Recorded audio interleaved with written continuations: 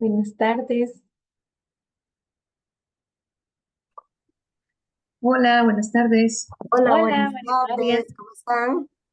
Hola, muy Muy bien, bien, ¿y ¿usted? ustedes? Bien. Es que me metí,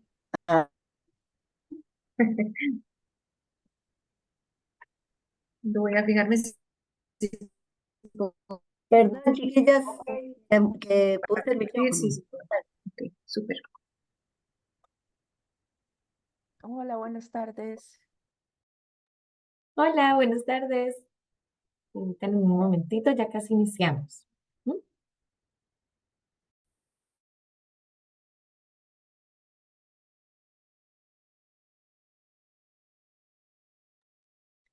Buenas, ¿cómo están? Ahora bien, Gracias. Hola, buenas tardes. ¿Sí me escucho?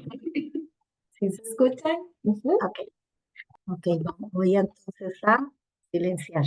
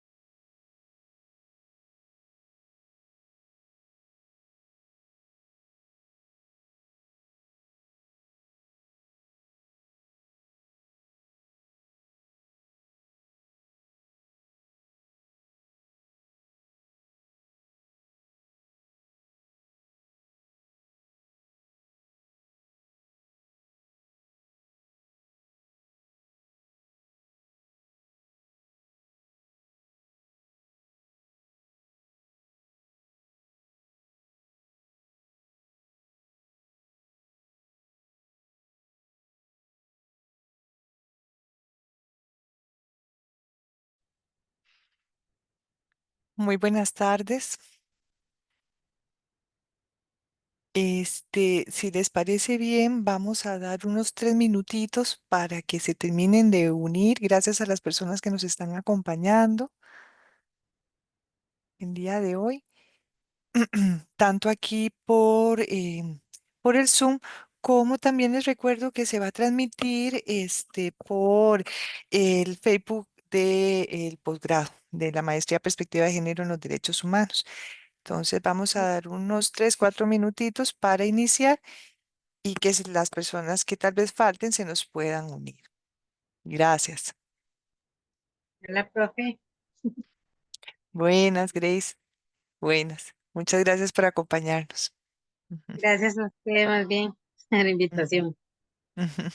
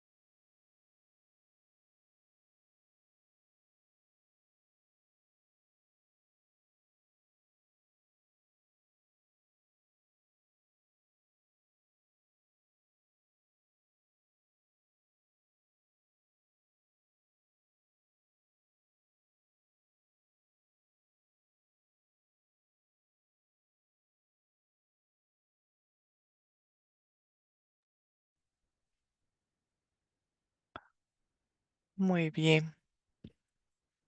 Buenas tardes. Vamos a dar entonces inicio a esta actividad que va a ser un espacio donde vamos a tener la conferencia sobre inteligencia artificial e investigación, potenciales usos y buenas prácticas éticas. La inteligencia artificial ha revolucionado no solo los métodos y alcances de la investigación, sino que también plantea desafíos importantes en términos de ética y responsabilidad. Su rápida expansión en múltiples campos ha generado oportunidades valiosas para mejorar la precisión y eficacia en los procesos de investigación. Sin embargo, junto con estos beneficios surgen cuestiones esenciales que nos invitan a reflexionar sobre los principios éticos que deben guiar su uso. Hoy nos reunimos para explorar cómo la inteligencia artificial puede contribuir de manera constructiva y ética a diversos ámbitos de la investigación, manteniendo siempre los compromisos con la igualdad, la transparencia y la responsabilidad. Es un honor para la Maestría Perspectiva de Género en los Derechos Humanos adscrita al Instituto de Estudios de la Mujer contar hoy con la participación de dos distinguidas académicas de la Universidad Nacional, quienes nos compartirán sus expectativas y experiencias sobre este tema. Nos acompaña hoy la máster Liana Penabat Camacho, quien es integrante del Centro de Investigación y Docencia en Educación CIDE de la Universidad Nacional, colaboradora también de la revista electrónica Educare. Y también nos acompaña la máster María Amalia Penabat Camacho, quien es parte del equipo académico del Instituto de Estudios de la Mujer y también es la responsable de la revista Géneros, Feminismos y Diversidades, que inició este año. Coordina también acciones importantes para la implementación de la política para la igualdad y la equidad de género también aquí en la Universidad Nacional. Ambas expositoras nos van a brindar una visión crítica y constructiva sobre cómo emplear la inteligencia artificial de forma más inclusiva y responsable en el ámbito educativo y también de la investigación. Nos llevarán a reflexionar sobre la necesidad tal vez de aplicar la inteligencia artificial con un enfoque ético, también un enfoque de género y, por qué no, también interseccional. Este espacio será entonces una oportunidad que vamos a tener para analizar cómo estas herramientas pueden convertirse en valiosos aportes para los procesos investigativos, promoviendo avances múltiples en las disciplinas. Además, vamos a discutir cómo garantizar que su uso respete estos principios éticos y tengan un impacto siempre positivo. Sin más, vamos a inicio a la charla, a la conferencia del día de hoy. Adelante, compañeras, muchas gracias. Bueno, un cordial saludo para todos y para todas.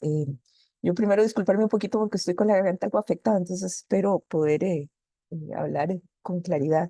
En principio queríamos, tanto María Amalia como yo, agradecerle a Erika y a los posgrados del IEM la organización de la actividad. También queríamos, en aras de ser más eficientes con el tiempo, hacer 12 reconocimientos para la información que vamos a trabajar hoy, que los van a ver ustedes allí en las diapositivas, pero creo que es mejor mencionarlos en este momento. Y es a dos colegas que colaboraron de forma directa con los contenidos de la presentación, pero que no van a estar exponiendo hoy o van a estar presentes en la actividad. Entonces, en principio queríamos reconocer los aportes de María Morera, colega del CIENCAVI, que parte de las tareas que tuvo a cargo fue la elaboración junto con nosotras de la guía sobre la cual se monta parte de la investigación que van a ver ustedes en adelante, y también de la colega Suyera Alonso del CIMPE, que también elabora otra de las partes de la presentación que van a ver ustedes hoy. Entonces era para nosotros importante dejar constancia de esto. Y si les parece, entonces vamos a empezar con la presentación.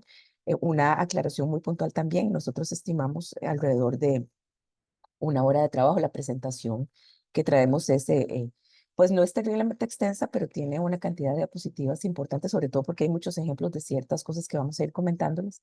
Entonces, en función de ser respetuosas del tiempo, lo que haríamos es trabajar sobre o avanzar hasta donde el horario nos lo permita, y en el caso de que no logremos avanzar con el 100% de las diapositivas, les daremos un sondeo de qué hay allí y por supuesto quedarán disponibles las diapositivas para que ya después cada quien pueda profundizar. Esperemos en realidad que el tiempo lo permita abordar de forma correcta toda la información, y pues también dejaríamos un espacio para que haya preguntas y tengamos esa chance de intercambiar con las personas presentes. Muchas gracias entonces y damos inicio. Bueno, Liana, muchas gracias. Igual, agradecerles a las personas que están acá hoy en el Zoom, a las personas que están conectadas desde Facebook. Ya para ir directo al tema, la presentación que les traemos se titula IA en la investigación, potenciales usos y buenas prácticas éticas. Y esta es una reflexión en la que hemos venido trabajando y nos ha resultado muy interesante porque todos los días tenemos que reconsiderar alguna parte de la presentación porque hay un nuevo contenido de inteligencia artificial que se nos presenta. Y entonces nos toca replantear, bueno, agregamos esto, presentamos esto, comentamos aquello, justamente por la velocidad a la que va el tema de la inteligencia artificial en este momento y cómo la academia tiene que enfrentarse a eso. Esta es más o menos la estructura de la presentación. Vamos a ver hasta dónde podemos cubrir.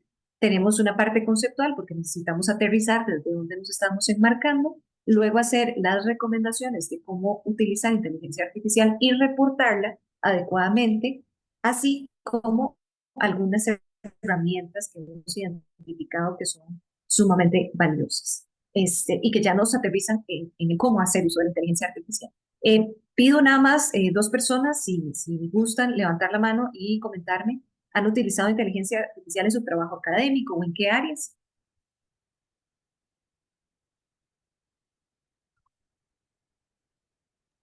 También si quieren nos lo pueden escribir en el chat.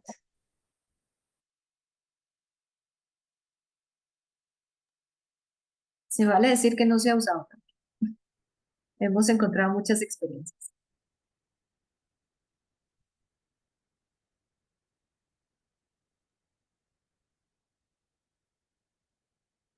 En una práctica, ¿ok? Ajá. Sí, lo he utilizado en la práctica. También como estamos transmitiendo por Facebook, también en Facebook nos dicen que sí han utilizado para hacer algunos trabajos, algunos documentos.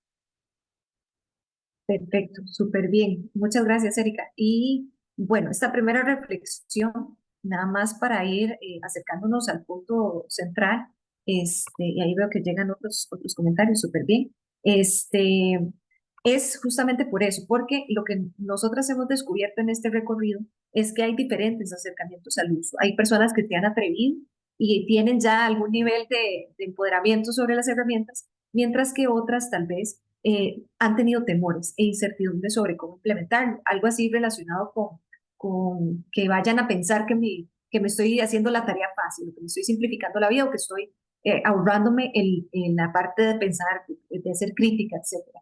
Y sobre eso queremos ir transformando un poco esa reflexión para llegar al punto donde, adelantándonos a la conclusión, es viable usarla siempre y cuando sepamos reportarla y ser lo más transparentes con su uso. Esa es nuestra primera gran conclusión, pero más adelante vamos a ir desarrollándola un poquito más. Yo no sé si ponemos el video por tiempo, yo creo que lo vamos a saltar, pero este material, si gustan, lo podemos dejar después. Ese video es muy interesante porque es una representación gráfica muy bonita de cómo la IA está encima y a veces no sabemos cómo interpretarla, si nos está ayudando, más bien nos está complicando la vida. Pero bueno, eso es nada más para hacer un primer acercamiento y acá les voy a comentar algunas ideas iniciales que hemos ido identificando. Lo primero es que en este proceso de uso de inteligencia artificial lo que van a encontrar ustedes son buenas prácticas, no como tal recetas. La gente necesita en su práctica cotidiana tener una serie de pasos para garantizarse que lo está haciendo bien. Sin embargo, acá es un proceso en constante movimiento. Entonces, lo mejor acá es aspirar a esas buenas prácticas. También es importante considerar que cada disciplina tiene reglas y convenciones que deben tomarse en cuenta. Y el uso de la inteligencia artificial va a variar según esas convenciones que tiene cada disciplina. Esta experiencia nosotras la construimos desde la educación superior pública. ¿Y por qué hacemos referencia a esto? Porque estamos colocándonos desde dos perspectivas importantes. Primero, la ciencia social, la función social que tiene la investigación en la sociedad y por lo tanto debemos promover que la inteligencia artificial tenga esa misma premisa de beneficiar a la sociedad. Lo otro es la ciencia abierta y este movimiento también trae en su propuesta una serie de recomendaciones para que la investigación nutra a la sociedad realmente, que no se quede engavetado o que le pertenezca solo a la persona académica que la generó, sino que trasciende. Y entonces esas premisas son las que nos permiten asociarlo a cómo utilizar la inteligencia artificial, darle ese sentido también. Importante es que todo lo que hagamos con inteligencia artificial debe mejorar la calidad de vida de las personas, eso no se puede perder de vista y así deberíamos colocarnos al momento de usarla, pero también otro proceso que hemos identificado es que tiene que haber una permanente alfabetización. Hoy nosotras vamos a exponerles un poquito de eso, pero les invitamos a que ustedes sigan acercándose a procesos de alfabetización sobre inteligencia artificial, porque es la manera en que van a tener todavía más certeza de su uso. Y no es un proceso acabado, es un proceso en constante movimiento. Entonces sí hay que estar llevando el ritmo de cómo se va moviendo la inteligencia artificial. También una advertencia muy rápida es que sabemos que estos temas generan diversos debates, dilemas técnicos, legales, éticos, morales, filosóficos, y es mucho lo que podemos discutir alrededor de esto. Sin embargo, para efectos de esta presentación no nos vamos a profundizar ahí, justamente porque eso toma toda una discusión bastante densa y que en este caso tenemos muy puntualizado enfocarlo hacia su uso práctico y ético. Esta es la premisa que organiza la propuesta que les hacemos y el espíritu de lo que hemos preparado, que es la trazabilidad, la ética y la rigurosidad, implica el reporte en el uso de la inteligencia artificial en el marco de nuestras investigaciones. Entonces, justamente estos tres elementos, la trazabilidad de la información, la ética en cómo reportamos la información y la rigurosidad del proceso, es el que nos garantiza que la inteligencia artificial se use correctamente. Entonces, aquí ya derribamos la barrera de preocuparnos de si es un uso correcto o incorrecto, si me van a ver mal. Si hacemos estos tres aspectos, vamos a lograr un uso adecuado de la inteligencia artificial y por eso es que enfatizamos tanto esta primera premisa. Contarles que la Universidad Nacional ya tiene varios insumos que ustedes pueden consultar en este momento y que hacen referencia al uso de la inteligencia artificial. Por ejemplo, tenemos la Declaración de Heredia, que es un esfuerzo que hicieron personas editoras y gestoras de la edición de las revistas en la Universidad Nacional, donde por lo menos colocan algunas premisas iniciales para que las revistas se vayan involucrando en este tema porque a todos nos agarró en frío, ¿verdad? Luego está esta propuesta que es la que propone esta presentación, que es la guía para el uso y reporte de la inteligencia artificial, donde se profundiza en una mayor explicación de recomendaciones sobre cómo implementar la declaración del uso de de la inteligencia artificial en equipos editoriales, en personas investigadoras, en personas revisoras que están involucradas constantemente en la producción de conocimiento. Y finalmente, estos dos instructivos de parte de la Vicerrectoría de Docencia y la Vicerrectoría de Investigación, que también hacen recomendaciones para irnos acercando al tema sin tener temor de su uso o de sus implicaciones. Les dejamos ahí en el QR para que lo puedan consultar más adelante. Entonces, les decía yo al inicio que cuando pensamos este equipo de investigadoras en inteligencia artificial, pensamos también en la ciencia abierta. De alguna manera establecimos una mancuerna porque nos parece que si las dos tienen un beneficio social, hacen la diferencia.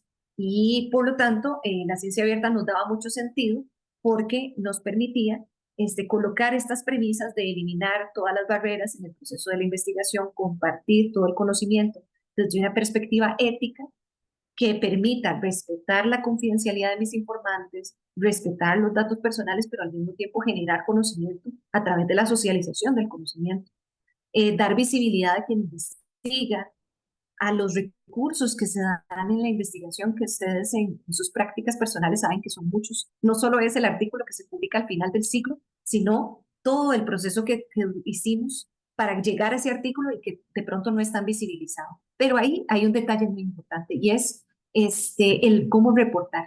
Primero, que las investigaciones deben reportar muy bien la información que construyen, que generan, pero además tiene que ser en función a un espectro tecnológico. Y la tecnología no es una persona pensante que nos va a decir, ah, yo te entiendo, sí, claro, te referís a esto. No, tenemos que darle vocabulario normalizado y de alguna manera información muy ordenada para que ésta pueda ser recopilada adecuadamente. Porque en la era de la inteligencia artificial todo se basa en indicaciones precisas y información adecuadamente estructurada. Esa es una de los elementos clave que hemos considerado que involucran estos dos aspectos del uso de la inteligencia artificial y la ciencia abierta, que es potenciar lo que se llama el metadato. El metadato es el dato que explica todo eso que estamos haciendo y que tiene que ir muy bien para que se pueda rastrear muy bien y que en las búsquedas y en el aprendizaje de la inteligencia artificial se pueda ver reflejado toda esa información. Este es un ejemplo nada más para que ustedes dimensionen todo lo que se puede hacer en este momento con ciencia abierta y que a su vez puede ser nutrido con inteligencia artificial. Es un universo que ustedes probablemente ya están involucrados en esa práctica, en ese montón de dimensiones, pero no las han, digamos, determinado con estos conceptos que se ven acá. Pero es un mundo muy interesante y todo esto se propone en abierto, se propone hacerlo disponible al público y que el público lo aproveche.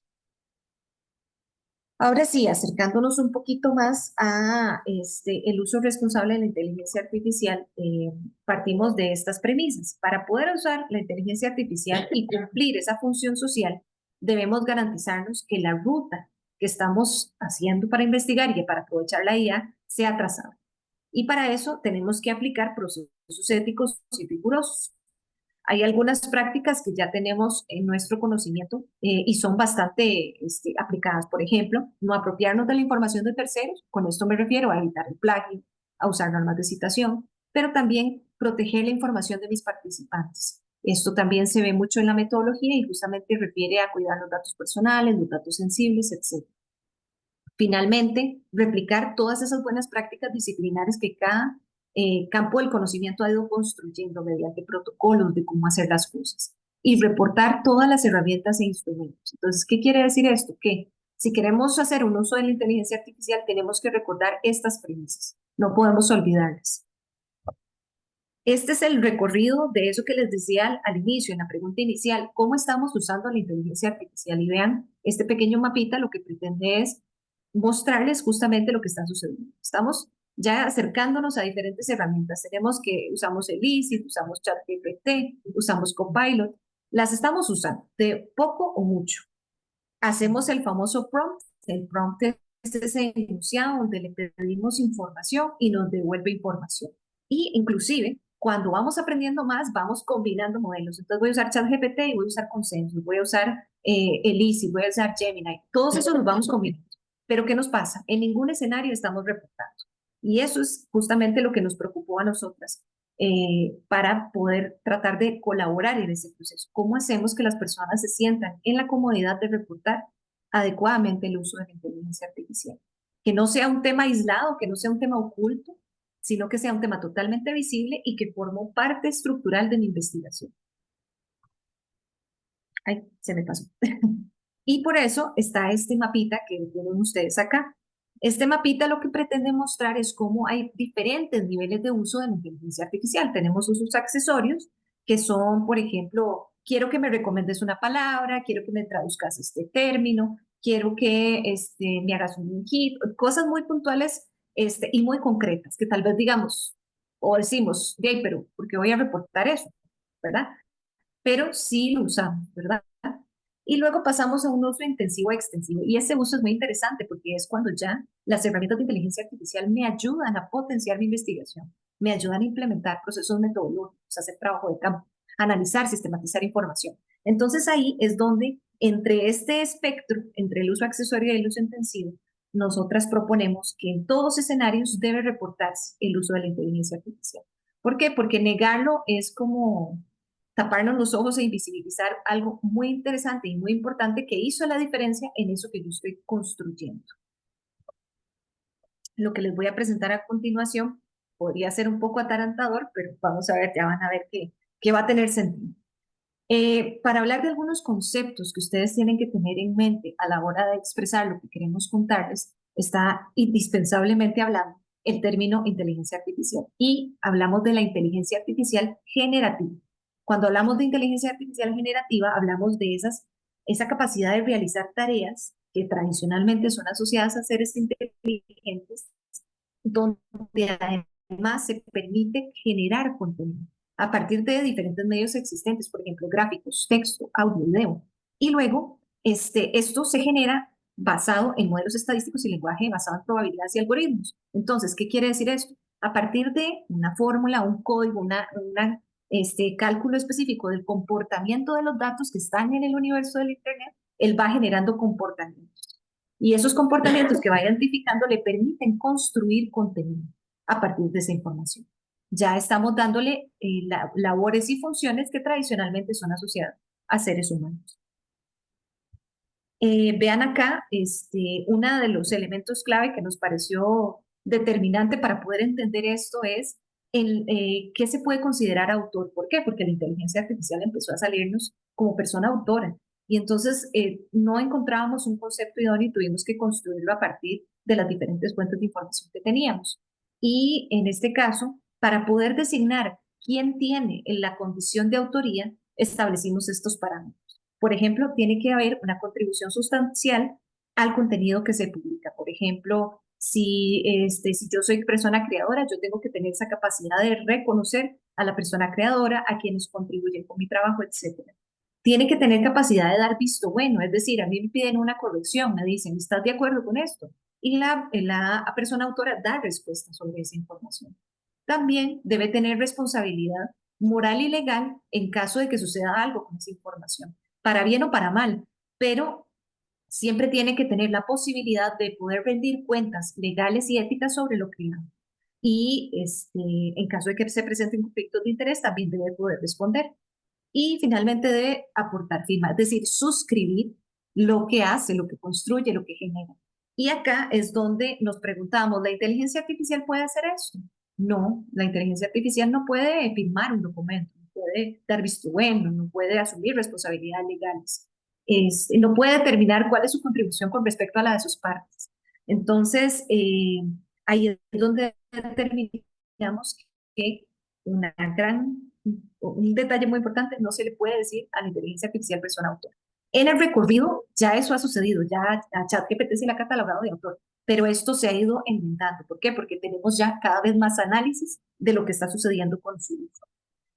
Otros conceptos que son indispensables de hacer referencia son los que tienen que ver con la propiedad intelectual.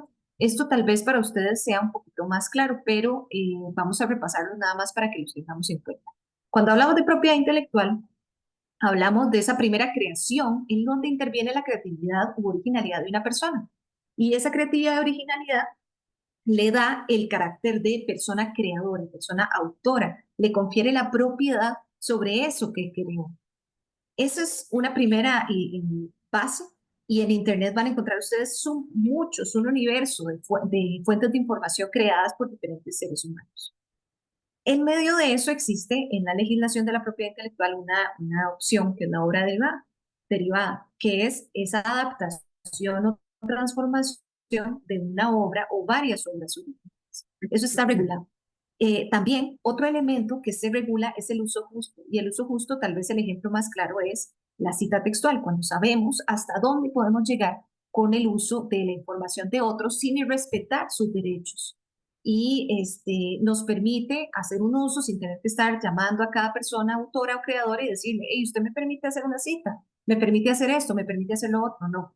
Entonces, ese balance es muy importante y justamente nos lleva al último concepto, que es el uso transformado, que es donde ya pasamos de tener una obra inicial a hacer otra obra completamente diferente y nueva, pero que estuvo basada en varias obras de otras personas. Entonces, en medio de eso, tiene que haber un uso justo y un respeto de la obra derivada, pero para eso tenemos que tener muy claro si tenemos el permiso, si estamos siendo justos con la información que estamos obteniendo y que estamos recolectando. Y por eso aquí, cuando hacemos uso de herramientas de inteligencia artificial, tenemos que preguntarnos si estamos logrando ese uso justo y ese uso transformador. ¿Qué pasa? Que nos damos cuenta que las herramientas de inteligencia artificial, los modelos, no necesariamente nos dicen siempre si tienen o no autorización para hacer uso de esa información. Pongamos el ejemplo más obvio. ChatGPT no nos dice de dónde obtuvo los datos, tampoco nos dice si tiene permiso de usarlos. Lo dice ambiguamente, pero no queda claro. Entonces, ¿cuál conclusión podríamos obtener de acá? Que tenemos que vigilar con mucha claridad cómo estamos usando las herramientas. No podemos usar las herramientas a la libre y pensar que no hay problema con eso. Tenemos que tener claro cómo esas herramientas están recopilando los datos y si están haciendo un uso justo y transparente. Y para eso, las herramientas de IA también nos deben decir y deben declararlo cuál es el alcance de esa información, de dónde la obtengo, si tengo los permisos, si puedo acceder a los nombres de las personas autoras de esas obras, etc. Otro elemento que voy a pasar bastante puntual para no abusarme del tiempo es el uso de los prompts. Hacemos referencia a esto porque justamente es el elemento o la herramienta que nos permite accionar la inteligencia artificial. Es esa instrucción o enunciado que hacemos en un lenguaje natural y lo que hacemos es solicitarle a la inteligencia artificial algo, hágame la gráfica, hágame un poema, hágame un curso, así. ¿Cuál es el secreto para hacer un prompt idóneo? La especificidad. Y para eso tenemos que tener una redacción correcta del enunciado, para poder garantizar que esa información se entienda y se traduzca en un resultado que nosotros deseamos. Si nosotras no tenemos capacidad de hacer ese enunciado adecuadamente, lo que vamos a obtener no va a tener las condiciones que requerimos. En esta guía que nosotras elaboramos, proponemos 3 tipos de prompts a partir de la experiencia y la lectura de los ejercicios de otras fuentes. Por ejemplo, el prompt inicial. El prompt inicial es donde nosotras colocamos una primera idea. Mira, quiero hacer una historia, un cuento sobre este tema y entonces obtengo un resultado. Pero resulta que ya lo leí, el resultado, y quiero agregar más información, quiero precisarlo más, porque tal vez no me dijo todo lo que yo quería, tal vez quiero profundizar sobre algo y entonces hago un prompt secundario. Y finalmente ya tengo el producto ideal, ya tengo la respuesta que yo quería y a esa le puedo agregar prompts complementarios que pueden ser para múltiples opciones, para nutrir esa información, para ponerle una traducción, para traducirlo en una imagen, etc. Ahí es donde ustedes van profundizando el uso de esa información. Y todo esto, digamos, ustedes lo construyen, pero lo están documentando. Y entonces ahí nos damos cuenta que si no lo documentan, no se lo pueden contar a la gente. Si no se lo cuentan a la gente, empezamos a invisibilizar muchas cosas que suceden en la práctica y que son parte de lo que construimos. Esta es una recomendación de cómo crearlo. Y entonces acá lo que nos dice la diapositiva es que tenemos, por ejemplo, roles. Podemos decirle, yo soy una profesora de matemáticas, quiero que me hagas un examen, quiero que me hagas 3 preguntas para un quiz. El quiz es sobre esto. Delimitaciones, bueno, no me haga marque con X, hágame respuesta corta y formatos de respuesta. Bueno, entonces ahora quiero que esto que usted me dijo aquí, ahora tal vez hágame una canción, hágamelo un video, hágamelo un ensayo. Y todos estos elementos, pedacitos, son los que le dan esa especificidad. Pero esa especificidad también tiene sus límites. Y aquí vamos a hablar de la flexibilidad y la diversidad. ¿Por qué? Porque existen diversas formas de hacer la escritura de un prompt. No existe una única escritura, no es solo una vía, sino que hay muchas. Inclusive la herramienta les va a limitar a ustedes de qué tipo debe ser esa escritura. La extensión tampoco debe ser muy grande. Deben crear un balance idóneo entre precisión y concreción. Este es un ejemplo que se usa en la guía de TFG del CID. Y acá hay otros ejemplos. Vean, por ejemplo, lo que yo les decía, que no hay una sola estructura, está el prompt estructurado, que ustedes pueden poner tarea, esto, contexto, esto, persona, esto. Mientras que el prompt narrativo puede ser más descriptivo, o sea, para el siguiente objetivo, por favor, hágame la siguiente categoría de áreas. Y así sucesivamente. Son unas formas de cómo implementar un prompt, pero siempre, siempre van a tener esos mismos elementos que estamos viendo ahí: los roles, las acciones, las descripciones, las delimitaciones y los formatos de respuesta. ¿Qué nos dice también otras especialistas que han implementado? Bueno, que hay que van más allá de los usos iniciales que hacemos y es donde ya podemos trascender en hacer un estado del arte, en el marco teórico. Podemos empezar a facilitarnos un poco la vida sobre temas del proceso de investigación que suelen ser muy tensos. El estado del arte nos implica tomarnos mucho tiempo para hacer revisión de literatura. Sin embargo, hay herramientas que si ustedes le dan a una instrucción, puede ayudarles a simplificar ese proceso. Inclusive, ustedes ya tienen alguna información, bueno, esa herramienta también puede ayudarles a obtener ideas clave de esa información que ya encontraron. Y así sucesivamente. Pueden identificar palabras clave, pueden seleccionar literatura, pueden filtrar por criterios, pueden validar contenido, pueden traducir, pueden revisar redacción. Entonces, Entonces aquí es donde ya ustedes hacen un uso más intensivo de la inteligencia artificial. Igual acá, si quieren, por ejemplo, en la parte de sistematización de resultados, identificar las categorías con base en una fuente previa y analizar una entrevista, validar el contenido, etc. Acá ya vamos a comenzar a contarles un poquito esta parte de, ahora sí, uso la inteligencia artificial, la usé poquito, la usé mucho, pero ¿cómo la reporto?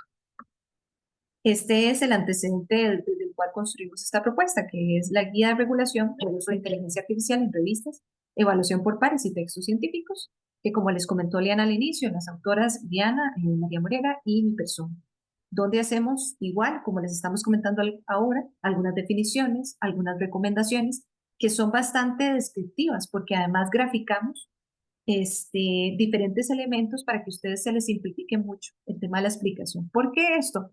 Porque ustedes pueden hacer un uso muy puntual, pero también podrían hacer un uso muy complejo.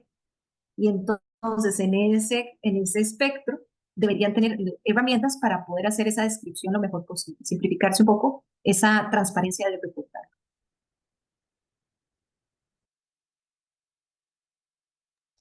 Bueno, y siguiendo un poquito con esta línea que venía explicándoles María Amalia, voy a hacerles el paréntesis de que si se me va la voz, ahí le pediría a María Amalia que me acompañe con el cierre. Pero en principio, entonces, a partir de todas estas ideas, hay primero que recordar estas 4 ideas. Ya María Amalia en alguna medida las ha colocado desde diferentes momentos de la presentación y este es un buen punto para retomarlas todas juntas. La primera es siempre reportar el uso de inteligencia artificial por más poco significativo que nuestro concepto sea, es importante dejar constancia de ello. Número 2, recuperar siempre los prompts, que son justamente el vehículo por el cual podemos demostrar cuán eficiente, preciso, exacto ha sido la forma en la que hemos hecho la consulta y un poco seguimos esta premisa de los informáticos de que si se alimenta basura, sale basura, pues entonces si hacemos un muy buen prompt, pues vamos a tener sin duda una muy buena respuesta. Entonces, la manera de medir esto es reportando y conservando como nosotros como usuarios de las diferentes aplicaciones, conservando las preguntas que hemos hecho. El tercer elemento es respetar la cadena de relaciones de propiedad intelectual, obra derivada, uso justo y uso transformador. Eso significa que para entornos de investigación, lo que deberíamos estar buscando serían aplicaciones que en primera instancia nos garanticen que están siendo respetuosas de la propiedad intelectual. Y la forma más clara de saber si esto es así es porque nos van a suministrar las fuentes de las cuales han tomado las respuestas o sistematizado o condensado, consolidado las respuestas que nos están dando para uno de nuestros prompts. Y finalmente, hacer un ejercicio de filtrado, que no es otra cosa que tomar una respuesta dada por cualquier aplicación, no asumir que es la verdad por ella misma, sino que vamos a procesar, leer, validar, garantizar que esas referencias que nos ha suministrado la aplicación existan y así toda una serie de valoraciones que nos aseguren que el contenido de la respuesta que se nos dio es adecuado, es válido, existe, es real, está sustentado, que las fuentes están allí presentes. Entonces, en alguna medida esto se vuelve como una especie de filtro ético y crítico. Ético porque cuidamos lo que tiene que ver con el respeto a la propiedad intelectual y crítico porque de verdad estamos haciendo una valoración desde la realidad de la información que tenemos y para qué fue, digamos, preguntada. Otra.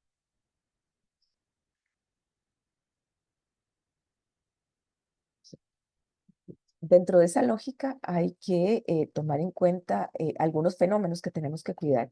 El más preocupante, diría yo, y al que más tenemos que apuntar, controlar, es la alucinación.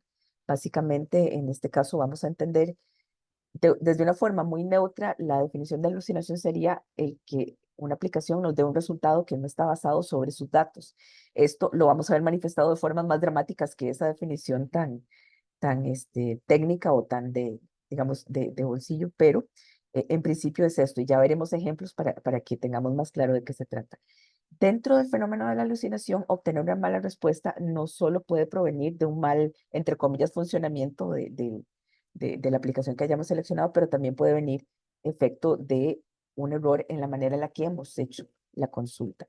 Tenemos dos grandes extremos en la forma en la que redactamos. Uno es la falta de precisión, redactar con tanta ambigüedad que pues, la respuesta se puede disparar por cualquier dirección.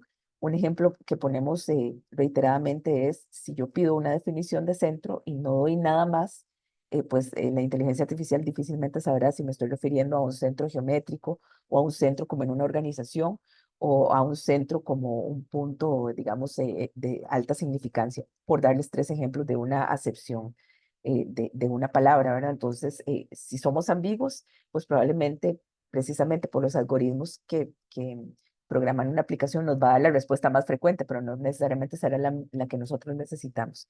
Y el otro extremo es cuando somos tan precisos, tan específicos, que casi que dejamos por fuera todas las posibles respuestas. ¿Qué significa eso? Si estamos evaluando un fenómeno y le damos una definición temporal demasiado ajustada y además le sumamos una especificación geográfica muy específica y después dentro de ella situamos una serie de exclusiones, casi que vamos descartando todas las posibles respuestas y probablemente hay un momento en que la respuesta va a ser, pues no tengo información de algo tan específico. Entonces, es, si se dan ustedes cuenta, un balance entre la cantidad de precisión con la que trabajamos y el no pasarnos de precisos para que no quede la información excluida por todas estas especificaciones. Sin duda, aquí el ejercicio de filtrado siempre va a ser relevante y además, en este escenario de establecer estas interacciones que quedan un poco transmitidas desde la figura del prompt, es muy importante que todas las personas que somos usuarios no nos perdamos de vista ese último punto que está allí planteado en esta diapositiva. Y es que los modelos de lenguaje, las aplicaciones, no son entidades cognitivas. Eso básicamente lo que significa es que detrás no hay nadie en el sentido de la lógica que tendría una persona. Lo que hay es una estadística, hay una frecuencia, una probabilidad que se aplica sobre la concatenación de palabras que hemos enviado a la aplicación como un prompt. Con eso lo que les quiero decir también es que a diferencia de un ser humano cuyo ejercicio cognitivo es tomar un problema y tener una meta que es buscar una solución para ese problema, probablemente muchas veces recogiendo ese sentido de función social de la investigación, de buscar mejorar condiciones, a diferencia de eso, un modelo de inteligencia artificial, su programación está definida no para solidarizarse con nosotros, no para pensar en cuánto impacto y alcance puede tener esa pregunta que estamos haciendo, sino simplemente darnos una concatenación de palabras que responda a la frecuencia o la probabilidad más alta de respuesta que eso tendría.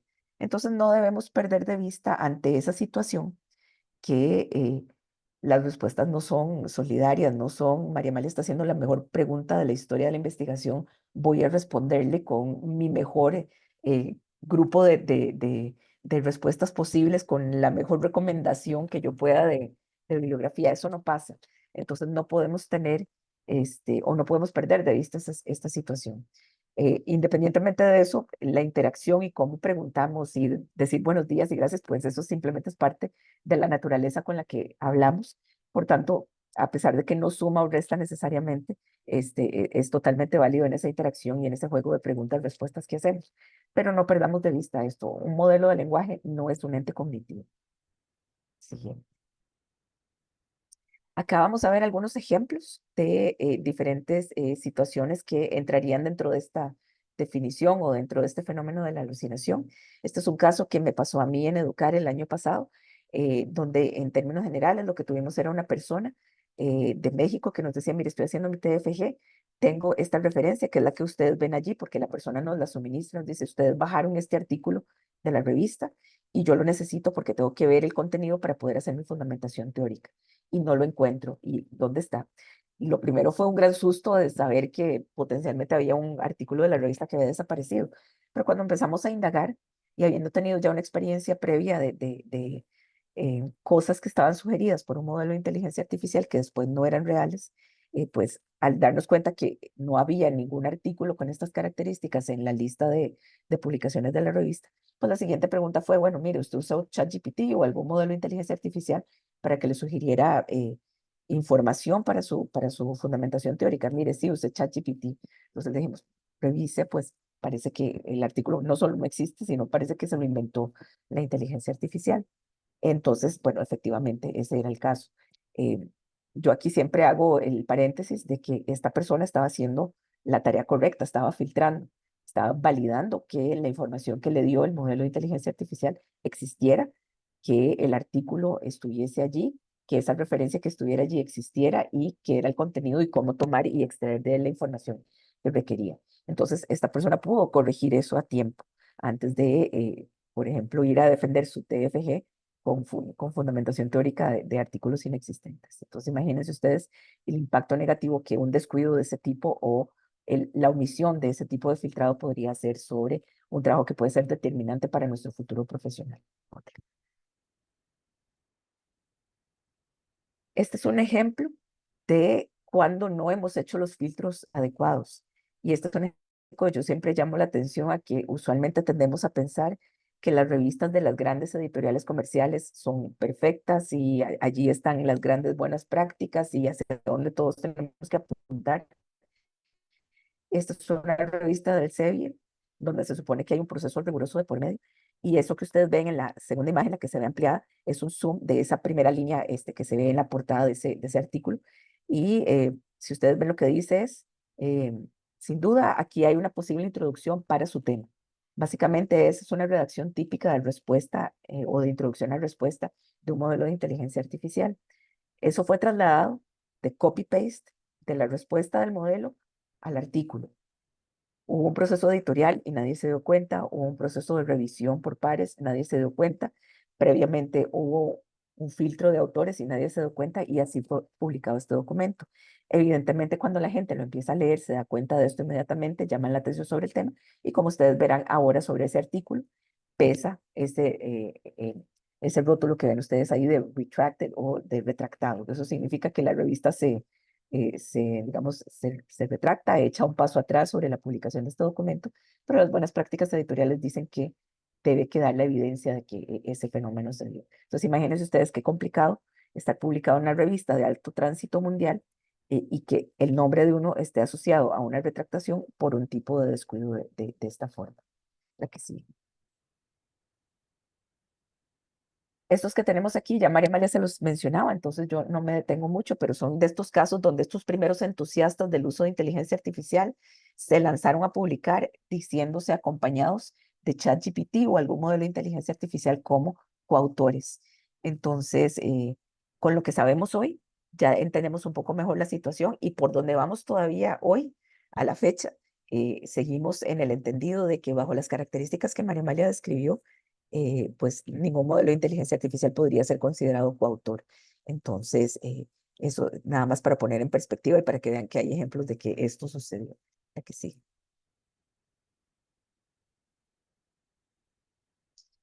El mismo cuidado que tenemos que tener con el texto lo tenemos que tener con las imágenes. Entonces, estos son dos ejemplos que han circulado también ampliamente por internet. Aquí hay imprecisiones anatómicas severas. Entonces, en aquello que en apariencia, estéticamente, hay una imagen que se ve muy bonita, con un nivel de detalle muy bonito, con una selección de colores muy estética, realmente empezamos a encontrarnos una serie de imprecisiones que no tienen sentido. Yo me concentro, por ejemplo, en las de esas piernas que están allí de seres humanos, donde ustedes pueden ver que hay segmentos de la pierna que tiene, le faltan huesos, otras donde más bien sobran huesos, otras donde los huesos no llegan a ninguna parte. Entonces, cosas que en apariencia podrían estar rápidamente de una ojeada muy bien, realmente hay cosas que están bastante mal.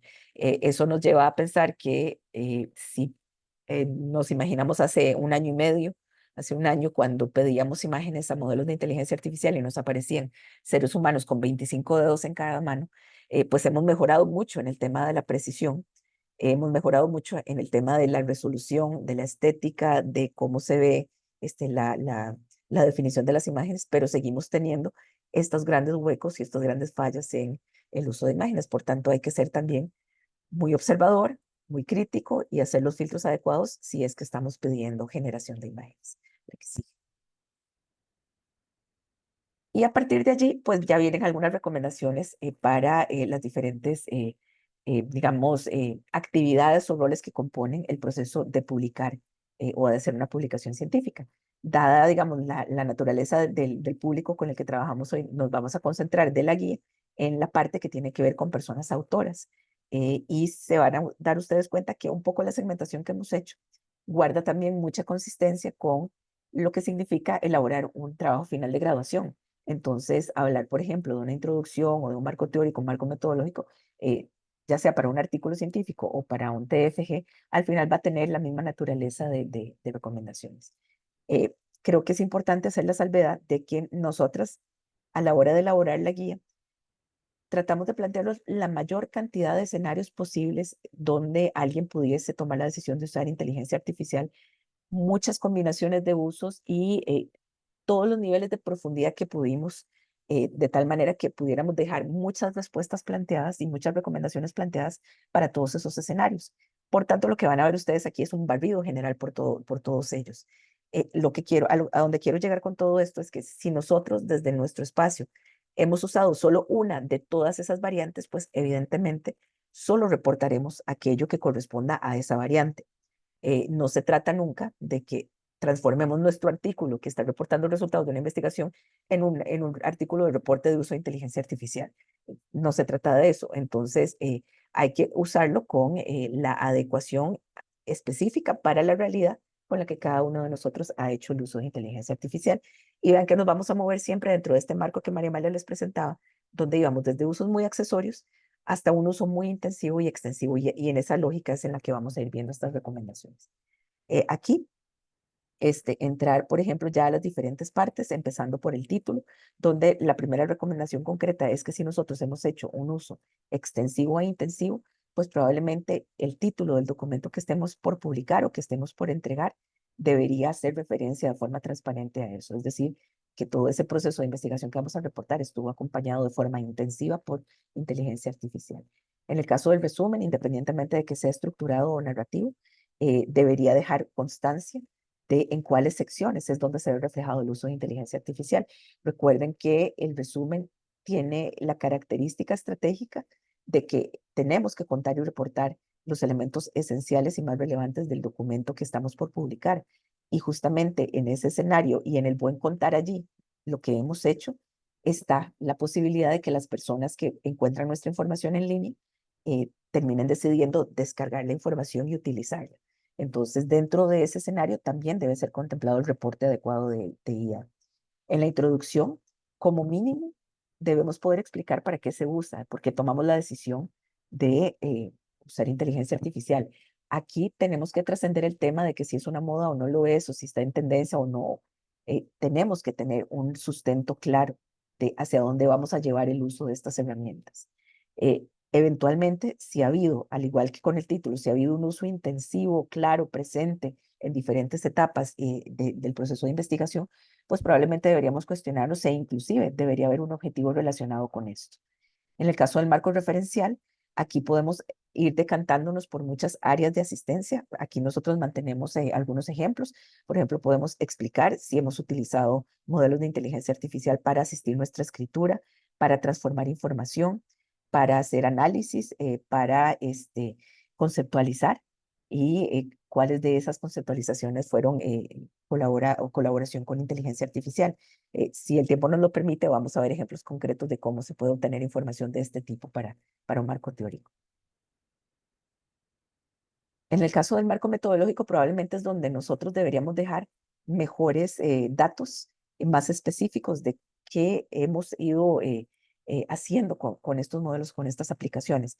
No me voy a detener tanto aquí, pero vean que podemos empezar por situar el rol de la inteligencia artificial, que nos ha permitido hacer, transformar, analizar, crear figuras, si hemos trabajado con código, si nos ayuda a generar las líneas de código, si nos ayudó a extraer los descriptores o las palabras clave del texto. Hay muchas aplicaciones allí. Otro de los elementos que deberíamos trabajar con sumo detalle ahí es toda la estructura de la delimitación de la consulta, cómo preguntamos, qué preguntamos, dejar la constancia de cuáles prompts, cuáles cadenas o redes de prompts hemos planteado a las diferentes aplicaciones que vayamos utilizando a lo largo del proceso. También podemos hablar de cómo hemos trabajado con apoyo de estas herramientas para hacer el análisis de resultados.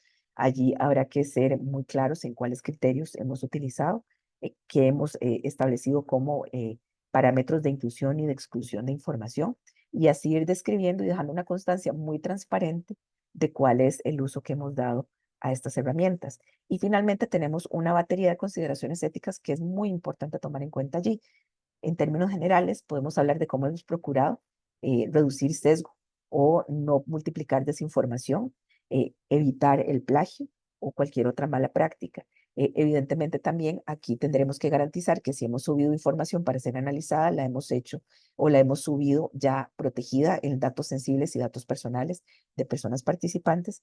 Y podemos indicar también allí si hemos utilizado modelos para crear imágenes y si esas imágenes están respaldadas sobre usos adecuados de propiedad intelectual. Yo tal vez me detengo aquí un momento nada más para hacer una reflexión, y es que estamos en un momento donde todavía hay una persistente sensación de que la gente va a ser juzgada por el uso de inteligencia artificial, y juzgada negativamente en el sentido de estás sustituyendo tu pensamiento crítico por lo que la respuesta que te dio un modelo de inteligencia artificial, te dio pereza, no quisiste involucrarte de lleno con el proceso de investigación, estás sustituyendo lo que tradicionalmente hace un humano por algo que es una inteligencia artificial, y así una cadena interminable de juzgamientos, para decirles de alguna forma. Entonces, tenemos que un poco cambiar en la perspectiva desde la cual vamos a ver el uso de esta inteligencia artificial, porque si no nos salimos de ese ciclo, vamos a seguir entonces en esta sensación de que tenemos que perseguir a los estudiantes y pescarlos en el uso de inteligencia artificial, de hacerlos sentir que tienen que esconder que la usaron. Nosotros mismos como gestores de procesos de enseñanza y aprendizaje, o como facilitadores o mediadores de ellos o mediadoras, también probablemente andemos por el mismo rol de ¿cómo lo hago sin decir que lo usé, pero sí lo usé?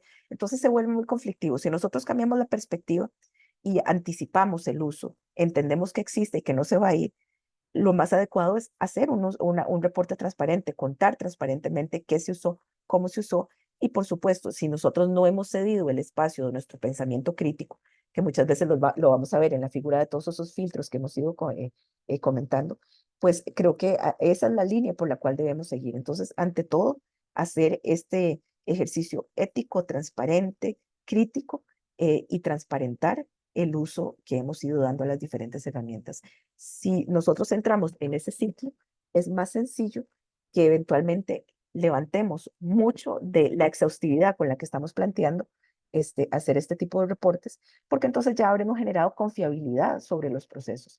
Pero en este momento, justamente eso es lo que tenemos que construir, que el uso de inteligencia artificial sea una herramienta más, así como yo uso un microscopio o uso un paquete estadístico o uso algún elemento para hacer alguna medida específica. Esta es una herramienta más, y por tanto, si yo la reporto adecuadamente, genero esa base confiable, le doy confiabilidad a mis procesos, a mis respuestas, lo integro a todos esos elementos éticos y de validez que puedo aportar como investigador o investigadora, y salimos entonces de ese bache en el que estamos en este momento.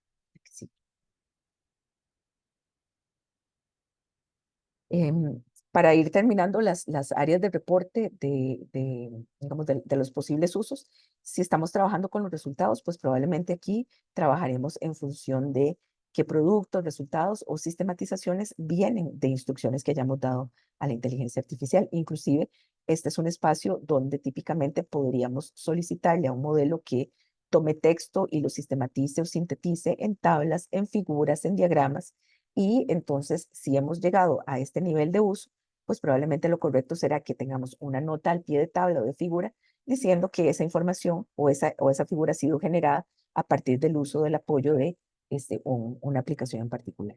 En el caso de la discusión, también podemos dirigir los apoyos que nos dé una herramienta de IA a diferentes líneas de análisis, o de establecimiento de argumentos para la discusión. Por ejemplo, sintetizar o sistematizar, contrastar diferencias y similitudes entre la evidencia que estamos presentando y los resultados que ya existen, establecer mecanismos explicativos para hallazgos, completar o complementar la elaboración de la discusión. Y finalmente, en el caso de las discusiones, también si hemos sintetizado, sistematizado, identificado argumentos, limitaciones, recomendaciones, también deberíamos aludir a que hemos utilizado estas herramientas aquí. Finalmente, aún en un escenario donde no tengamos un uso tan intensivo, como hemos reiterado, siempre hay que reportar. Entonces, como mínimo, ¿qué deberíamos decir? Bueno, ¿cuál modelo de inteligencia o modelos hemos utilizado? ¿Cuál aplicación? ¿En qué versión se encuentra y en qué fecha la utilizamos?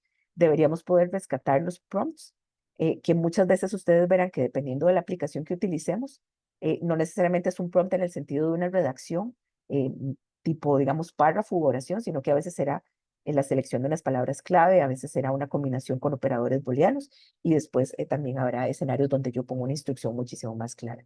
Inclusive tenemos modelos de inteligencia artificial o aplicaciones donde por él mismo es una única instrucción que se sobreentiende. Entonces yo nada más doy el insumo y se genera el resultado que yo busco. Por ejemplo, un diagrama. Yo no tengo que ir a buscar o decir quiero un diagrama de tal tipo, sino que tomo el texto, lo pongo y automáticamente me devuelve el diagrama. Entonces, todo este tipo de escenarios tenemos que saberlos explicar desde la especificación de los prompts que hemos utilizado. Y finalmente, dentro de estos mínimos, deberíamos poder decir qué criterios hemos utilizado para validar. Procuré usar una aplicación adecuada para digamos, el espacio de investigación en academia o en el campo científico. Busqué a alguien que tenga una clara identificación de fuentes. Busqué hacer una descripción de mis prompts que fuera más neutra, que no tuviera sesgos ya de por sí en su lenguaje, que fuera poco ambigua, etcétera. Entonces, todo eso lo podemos explicar de una forma concreta.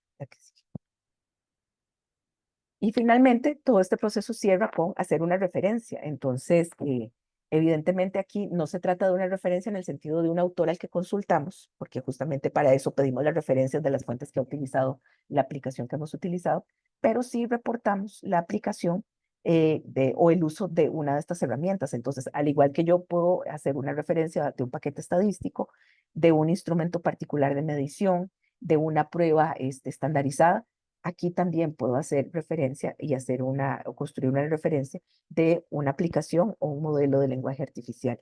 Y en este caso, el ejemplo que les ponemos allí es el de la norma AMPA. Siguiente.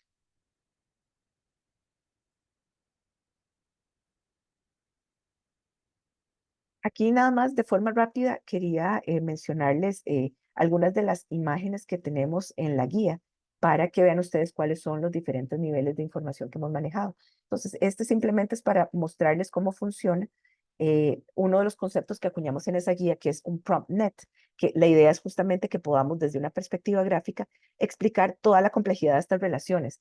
Si todos hemos usado, como asumo que lo hemos hecho la mayoría en el auditorio hoy, ustedes se dan cuenta que una pregunta lleva a otra y que de pronto nos podemos desviar hacia alguna pregunta, pero después nos devolvemos varias preguntas para retomar algún tema. Y entonces es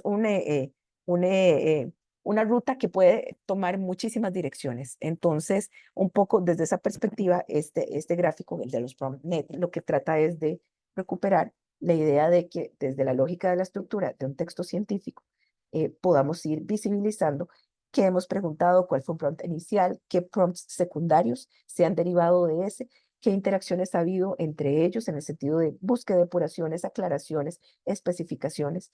Y finalmente, que de cada una de esas consultas van saliendo productos. Otra vez puede ser que yo solo lo haya utilizado en una de estas partes. Como les decía yo anteriormente, nosotros procuramos dejar graficado todos los escenarios juntos, pero puede ser que solamente hayamos utilizado para específicamente hacer una selección de bibliografía para nuestra fundamentación teórica o que hayamos pedido una acción particular para, por ejemplo, graficar una tabla en nuestro análisis de resultados. Entonces, en esa medida, otra vez estaremos reportando. Y sobre ello, una vez que hemos tenido productos que ya para nosotros tenemos satisfacción de que hemos logrado la respuesta que buscábamos, sobre esa información podemos aplicar lo que hemos llamado los prompts complementarios, que son todos estos usos que son más accesorios en el sentido de pedir una mejora de redacción, una corrección ortográfica, pedir una traducción o algo un poco más accesorio.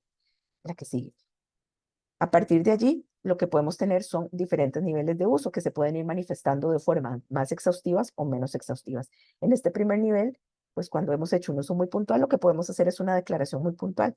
Aquí verán ustedes algunos ejemplos, no los voy a leer todos para irnos, digamos, midiendo con el tiempo, pero este sería un primer nivel de uso con usos accesorios, la que sigue. Este es un uso intermedio donde lo que podemos es establecer por medio de un gráfico las jerarquías de consultas que hemos utilizado, donde podemos tener otra vez ese prompt inicial y dependiendo de la sección en la que hayamos utilizado la información, ir mostrando si se han encontrado prompts secundarios o derivaciones que vayan estableciendo esas cadenas de relaciones. La que sigue. Y finalmente, cuando tenemos escenarios de alta complejidad, de alto uso, de mucha intensidad, de mucha extensión, entonces lo que recurrimos fue a un paralelo de cuando hacemos análisis sistemáticos o metaanálisis en metodología Prisma y hemos buscado una relación similar. Entonces aquí verán ustedes como siempre habrá un prompt inicial a partir del que se desencadena todo y dependiendo de la sección del artículo o de la investigación, del informe de investigación que estemos haciendo, podemos ir identificando en qué sección lo hemos utilizado, si lo hemos utilizado, cómo se utilizó, qué calificación o características tiene, y eventualmente podemos inclusive cuantificar todas las diferentes, digamos, filtrados o segmentaciones que hemos ido haciendo de esas dinámicas. Igualmente que lo hemos mostrado nosotros, si ya tenemos productos completos, puede ser que sobre ellos actuemos con prompts complementarios, donde pedamos traducciones, mejoras de redacción y otras acciones ya más cosméticas o, digamos, complementarias, como lo hemos ido mencionando.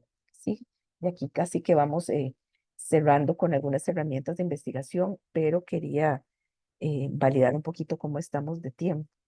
Entonces, lo que tenemos a continuación son algunos ejemplos de uso si les parece, podemos tomarnos unos 10 minutos para hacer un recorrido rápido sobre estos ejemplos.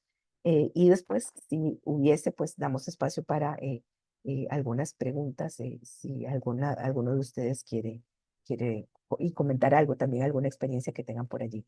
En principio, si ven ustedes por aquí, lo que hay es diversidad, una enorme diversidad de aplicaciones de las que podemos echar mano en el campo académico y pues a partir de ellas hemos seleccionado 3 ejemplos que conocemos y que hemos estado utilizando en el espacio. Sí, le doy la palabra a María Amalia para que ella avance con esta parte.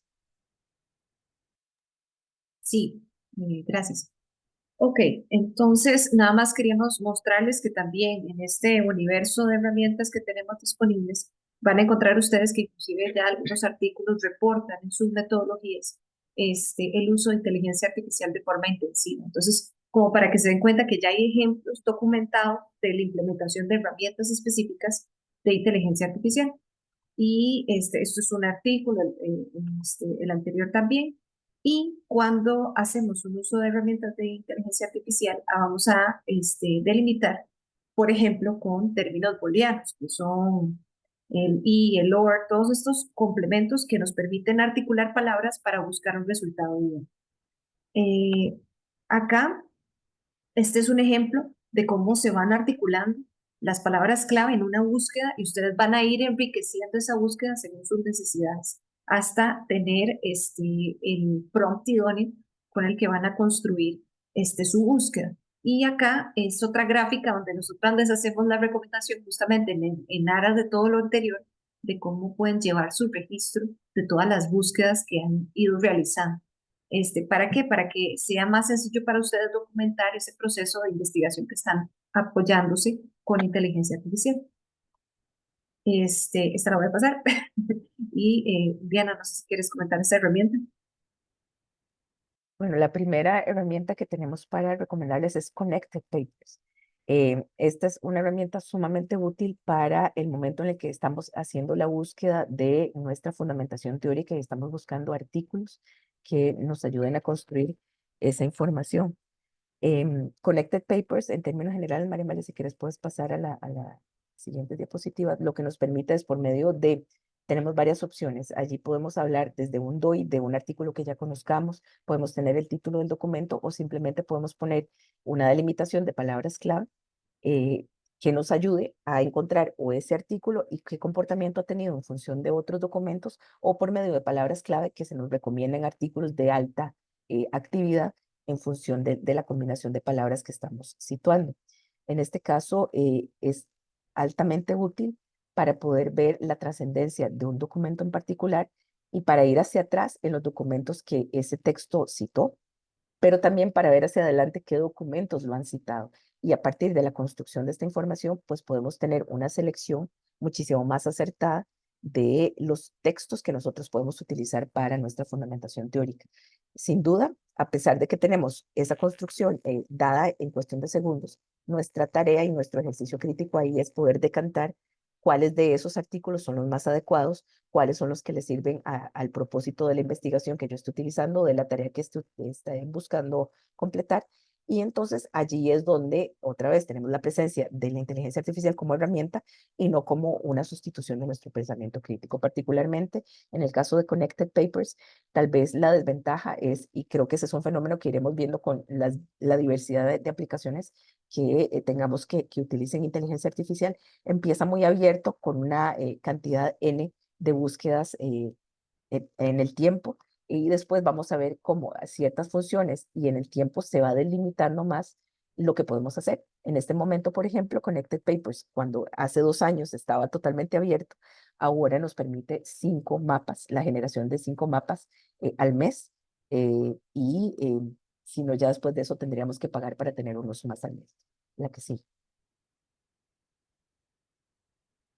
Como ya les decía, a partir de un paper, un artículo clave, podemos empezar la búsqueda o podemos hacerla tal cual les mencionaba a partir de la construcción de un grupo de descriptores, pero sin duda es el momento idóneo para utilizarla es cuando estamos construyendo el marco teórico. Bueno, originalmente queríamos invitarlos a hacer algunos ejercicios, pero creo que el tiempo se nos complica. Entonces lo que vamos a hacer es copiarles las direcciones de cada una de las aplicaciones en el chat para que ustedes después la puedan, digamos, aprovechar, conectarse y ver los beneficios que tiene. Sí, yo voy a explicarles rápidamente otras dos herramientas y recapitulando un poco lo que estaba explicando Liana, ya para cerrar, vean cómo la herramienta me permite hacer estados del arte, me permite colocar temas relacionados con mi marco teórico, me permite identificar cuál es el artículo más importante para mi análisis, porque ustedes saben que manualmente una a pie va buscando muchas fuentes de información y encuentra documentos muy importantes. Y ese documento puede detonar en muchos más documentos que me permitan hacer análisis todavía más profundos y más precisos de la información. Entonces, ya esta primera herramienta nos muestra esto y la siguiente es Consensus.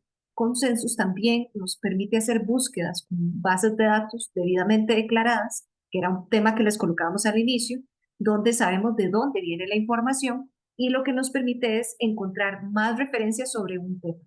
Por ejemplo, yo no sé si se ha escrito sobre estudios de género y política. Probablemente sabemos que sí.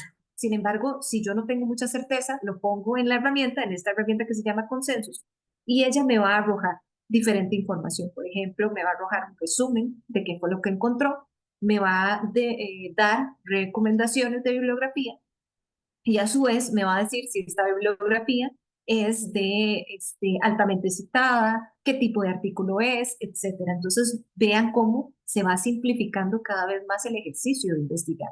Ya no es la tradicional búsqueda en las bases de datos de siempre, sino que ahora esta herramienta me sintetiza y me organiza la información. ¿Y qué van a encontrar ustedes ahí? Que se van a ver altamente tentados y tentadas a copiar y pegar. ¿Por qué? Porque es maravilloso la síntesis que logra hacer y ahí es donde hay que tener ciertos cuidados. También, ¿qué nos hace? Nos permite decir, bueno, esta idea de la síntesis que está construyendo la herramienta proviene de esta y esta fuentes. Entonces, te explica también cómo construyó esa respuesta. Por ejemplo, preguntas de sí o no. ¿Se ha determinado el impacto de la violencia política en Costa Rica? ¿Sí o no? Entonces, él va a responder con base en eso. Esta herramienta va a responder con base en eso. Este, no la compartimos justamente por temas de tiempo, pero es una que también les invitamos a consultar justamente por ese elemento maravilloso de simplificarnos la vida. Y también, como toda herramienta, va a tener aspectos de paga.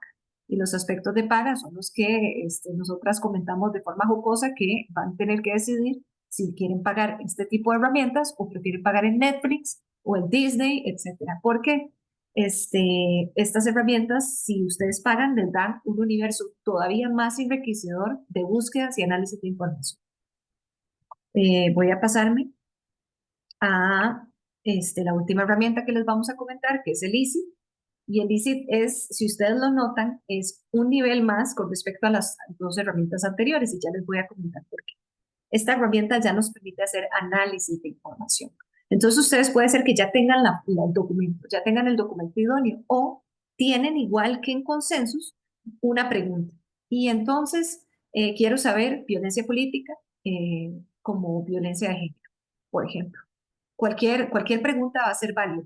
Importante, coloquen los signos de pregunta para que él entienda que ustedes están haciendo una consulta y esta herramienta igual me va a hacer recomendaciones de palabras clave, recomendaciones de literatura. Una vez que haya identificado esa literatura, la va a sistematizar y para quienes han tenido experiencias en revisiones sistemáticas es maravilloso hacer algo así, porque ustedes pueden analizar solo metodologías, solo resúmenes, solo estadísticas. O sea, ustedes pueden simplificar en partes específicas del artículo las búsquedas y eso complejiza los resultados que obtienen, pero a su vez facilitan mucho la información que ustedes obtienen con apoyo de la herramienta. Las tres herramientas que les acabamos de comentar tienen versión gratuita y versión de paga. Esta en particular es una herramienta que además tiene la capacidad de ir modernizándose con una velocidad muy interesante. Entonces, van a notar ustedes como si ustedes se suscriben, esa es otra recomendación que les hacemos, suscríbanse, o sea, hagan su cuenta, tengan su usuario, les va a empezar a llegar información de todas las actualizaciones que generan y son muy interesantes. ¿Por qué les recomendamos inscribirse a las herramientas? Porque de esa forma ustedes van a tener un resguardo de las búsquedas, de los resultados obtenidos y de la información que obtuvieron. Entonces, pueden guardar en esos espacios de usuario sus prompts que después declaran en el artículo y eso facilita mucho el proceso. Pero, como les decíamos, ya con eso, yo diría que cerraríamos porque se nos puede hacer un poquito más largo y no queremos abusarnos del tiempo. Tal vez, Entonces, pero nada más haría agregar un elemento a todo esto que María Amalia les comentaba, y es que ustedes pueden hacer su consulta en español, en inglés, en italiano, en francés, igual les va a responder. Algunas de ellas, a pesar de que nosotros les escribamos en español, nos van a responder en inglés. Y sin duda, si preguntamos en inglés, tendríamos una cantidad mayor de información, aunque aún preguntando en español vamos a obtener bastante información. Entonces, también son elementos a considerar o ensayos que ustedes pueden hacer sobre la información que coloquen allí en esos prompts para ver la magnitud y comparar de respuestas que den cada una de estas herramientas.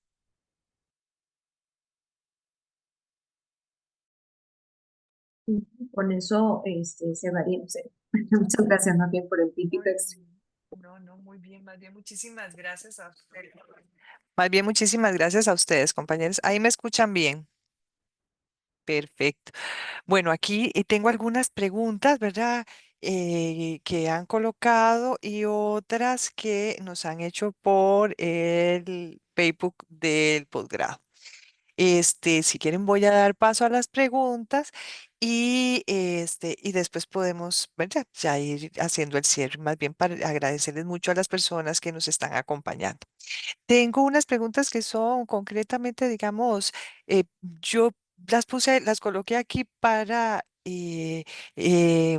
Liana, y otras para María María, ¿verdad? Entonces, tengo dos, ¿verdad? Que son para Liana, que dice lo siguiente. ¿Cuáles considera que son los principales desafíos éticos que enfrentan las personas investigadoras al utilizar la inteligencia artificial en sus estudios, en sus investigaciones, en sus trabajos, ¿verdad?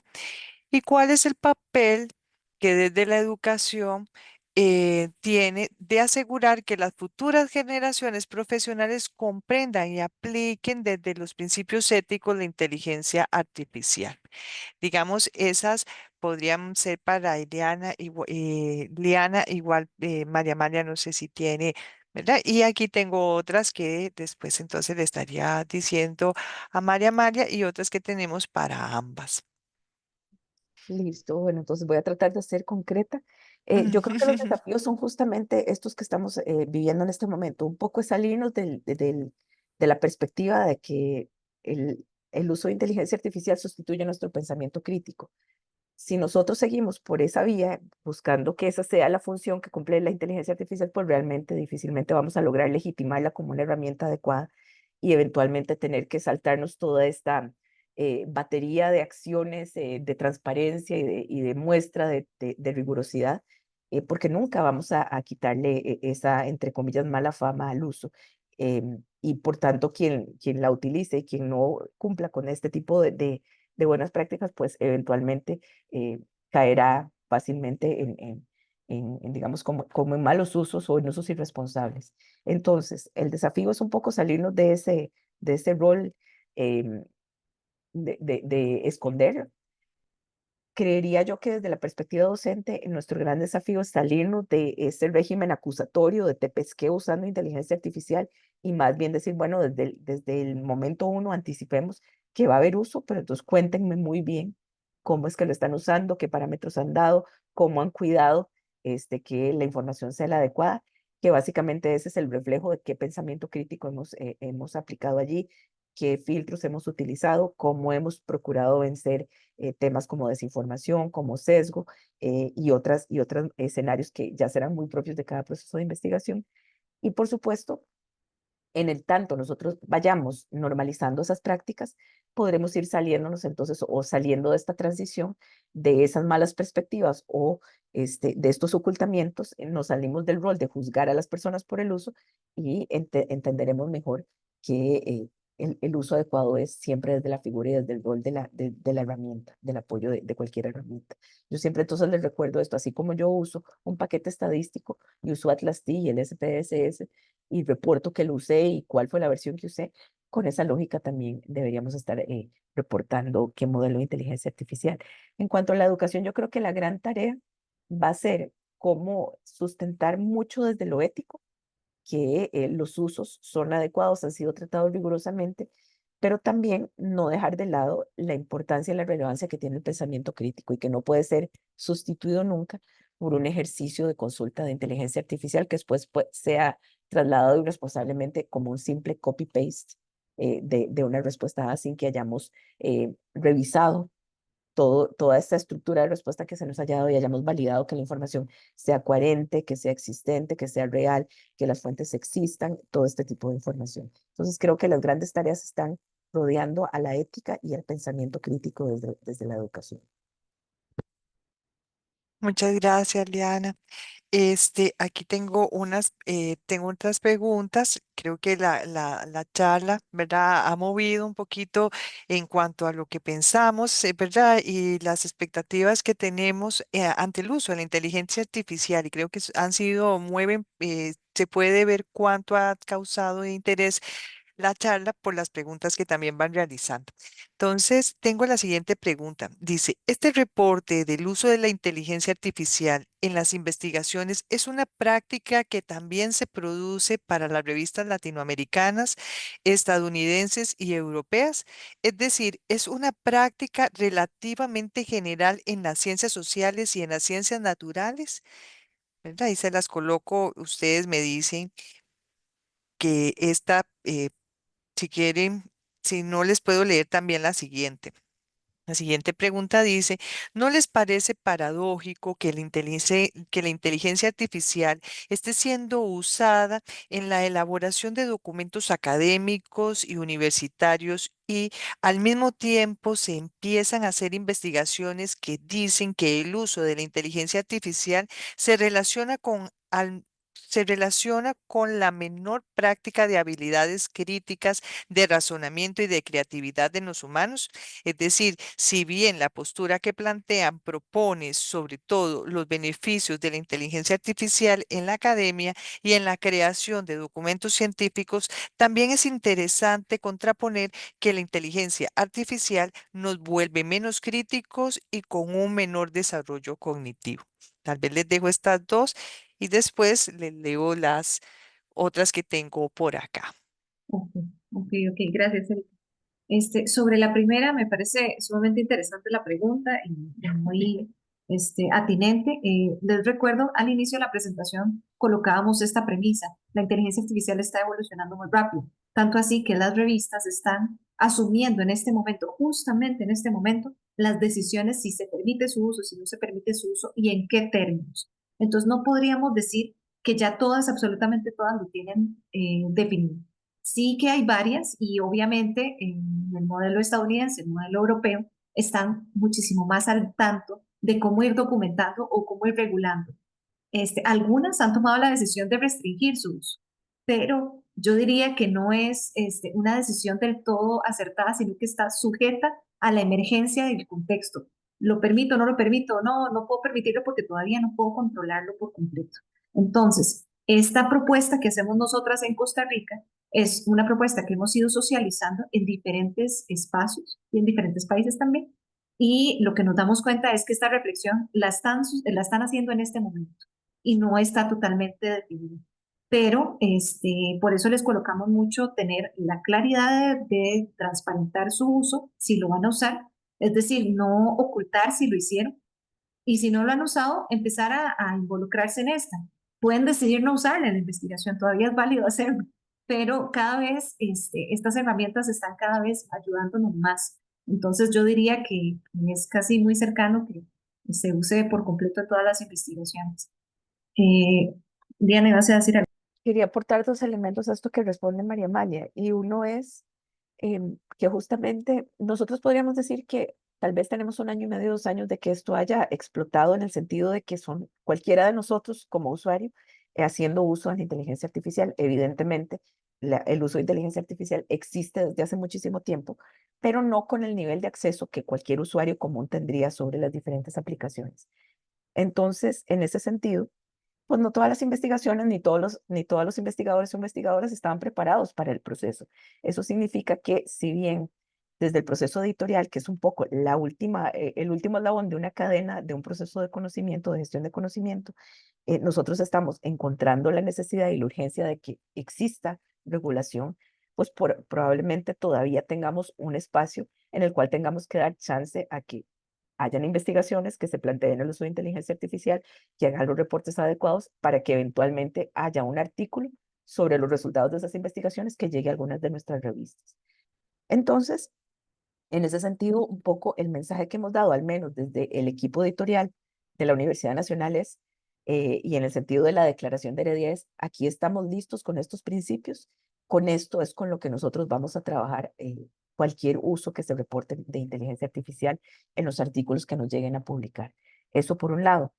También en ese mismo contexto, donde todo cambia tan rápido, curiosamente, eh, hemos tenido que tomar la decisión de no quedarnos esperando a que alguien en Estados Unidos o en Europa diga cómo se hace.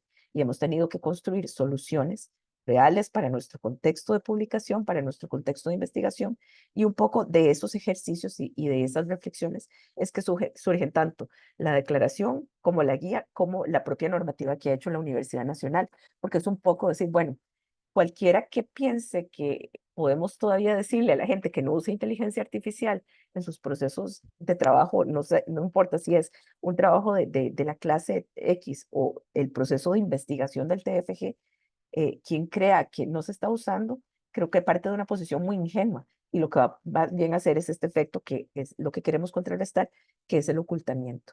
Entonces, creo que esos dos elementos son muy relevantes de tener en cuenta a la hora de todo esto que hemos planteado y este contexto en el cual estamos construyendo la propuesta que les comentamos hoy. Ok, y sobre la segunda pregunta, sin duda esa discusión está sobre la mesa. Ya la UNESCO inclusive se ha pronunciado sobre otros riesgos derivados del uso de la inteligencia artificial, pero aquí de nuevo estamos tratando de colocar la premisa del uso ético. Aquí lo que hay que entrenar es la ética de su uso. No, y también lo decimos con mucha claridad, en ningún escenario la inteligencia artificial sustituye nuestro pensamiento. Así se le debe hacer saber al estudiantado. ¿Por qué? Sí lo están usando y lo están usando de manera descabellada y cuando nos damos cuenta entregan trabajos de mala calidad, justamente porque no están mediando desde la ética y no están haciendo el esfuerzo de razón. Pero acá la propuesta es que en ningún escenario la inteligencia artificial va a sustituir nuestro pensamiento ni nuestra capacidad de criticidad. Por lo tanto, sí es una amenaza, es un riesgo que está ahí presente, es una contradicción, pero no podemos tampoco colocarnos en el lado, entonces no se usa y punto, sino que tenemos que entrenar la ética para que su uso sea siempre mediado con la racionalidad y la criticidad, y así lograr unos productos muchísimo más enriquecidos y no empobrecidos con la información que se genera.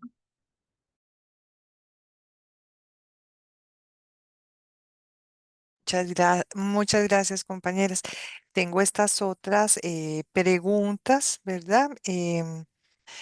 Dice si existe un uso intensivo o no tanto de la inteligencia artificial y la misma no se reporta en los artículos científicos, ¿es eso considerado como plagio? Y también tengo otras acá, este, que nos hacen por Facebook.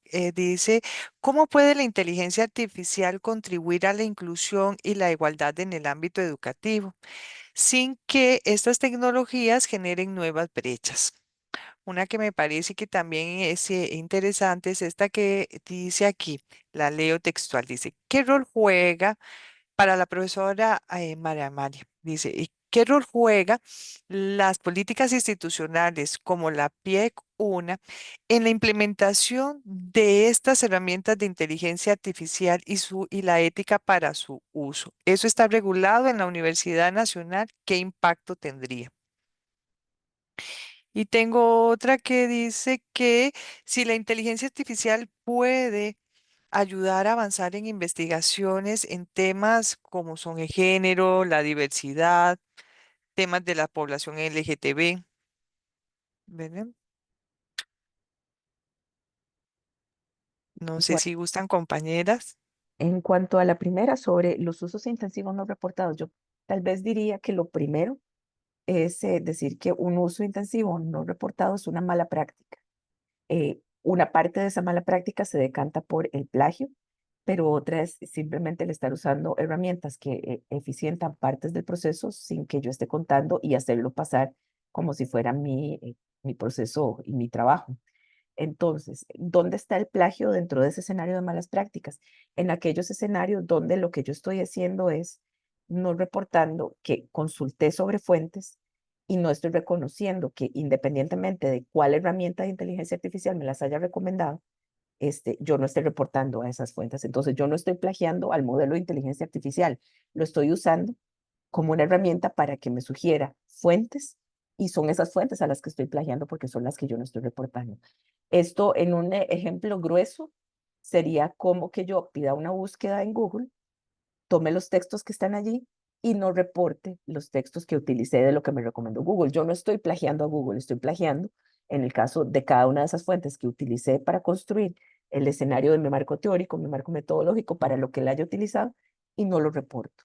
De allí en fuera, si yo lo utilizo o pido un ejercicio de un análisis, de una sistematización de información, de convertir una información en una tabla, en un bloque de slides o de diapositivas para PowerPoint, realmente si lo estoy haciendo sobre mi propia información, pues probablemente no estoy plagiando, en todo caso me estaría plagiando a mí, pero realmente lo que allí estaría faltando es el reporte adecuado del uso de esta herramienta en función de esas acciones. Entonces, hay una batería muy amplia de malas prácticas que podemos tener, que sería ese primer nivel, dentro de las cuales potencialmente podría haber plagio.